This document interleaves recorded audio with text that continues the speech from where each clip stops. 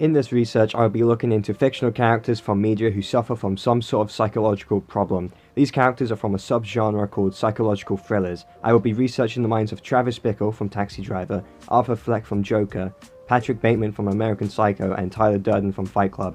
And I will come to a conclusion of what these characters are suffering from, and I will clearly show the impacts they have on these characters. Travis Bickle.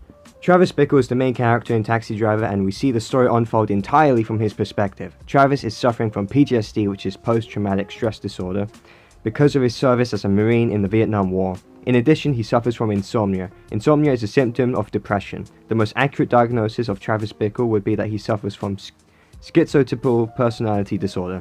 At times, they appear to have a lack of emotions. At other times, they may act overly emotional at inappropriate times. In addition, they may dress, speak, act, and believe in things that seem odd to others. Those with schizotypal personality disorder tend to feel uncomfortable and have a difficult time in social circumstances, although they may still be friendly towards others. Overall, Travis has to deal with loneliness, self-hatred, obsession, and the need to belong. Arthur Fleck. Arthur Fleck is the main character of Joker 2019. And this film is very similar to Taxi Driver, even having Robert De Niro as one of the main characters he kills, in which we see a man who suffers from mental problems and cannot fit into society.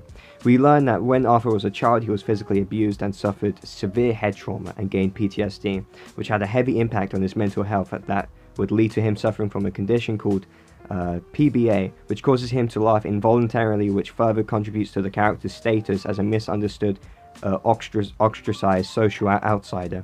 The uncontrollable laughing causes him pain as he struggles to breathe. He also suffers from chronic depression, which causes him to only have negative thoughts, as he admits.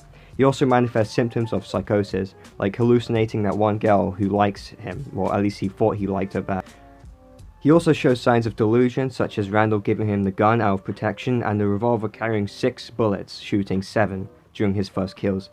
He's also not influenced in a good way by his medication, as he feels bad all the time despite taking 7 different pills. While they are not mentioned by name, educated guess would be that he has taken antipsychotics, which increases depression but suppress psychotic symptoms, and probably some antidepressant, which fails to counter the negative side effects of the antipsychotic. When he stops taking drugs, delusion and psychosis take control over him. Overall, Arthur has to deal with an incurable mental illness and a society that won't accept him. Patrick Bateman. Patrick Bateman is the protagonist of American Psycho, and he suffers from 3 personality disorders: antisocial personality disorder, narcissistic personality disorder, and borderline personality disorder.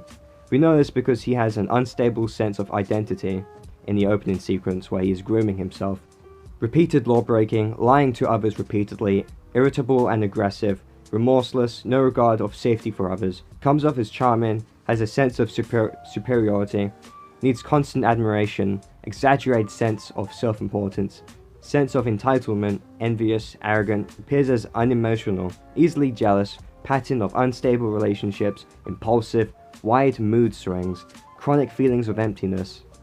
Overall, the character of Patrick Bateman symbolizes the embodiment of greed and disgust. Tyler Durden. Tyler Durden is a protagonist of the movie Fight Club. To be more specific, I'm not looking into Tyler Durden, but instead I'm looking into the narrator.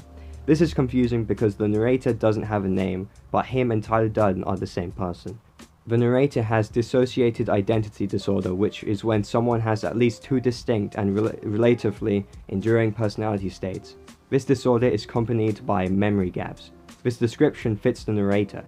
He is clinically depressed, which is how it started. He hadn't slept correctly for weeks at a time, but only when he was able to cry. But then he wasn't able to cry because of the arrival of Marla Singer. He went off to the deep end and developed a split personality. This is Tyler Durden. Tyler represents everything the narrator wants to be. Tyler's entire purpose is to turn the narrator into Tyler. This is done entirely through the topic of masculinity. Tyler is the redemption of masculinity repackaged as the promise of violence in the interest of social and political anarchy. The relationship between the narrator and Tyler Durden can be summed up with this one quote: "It's only after we've lost everything that we're free to do anything."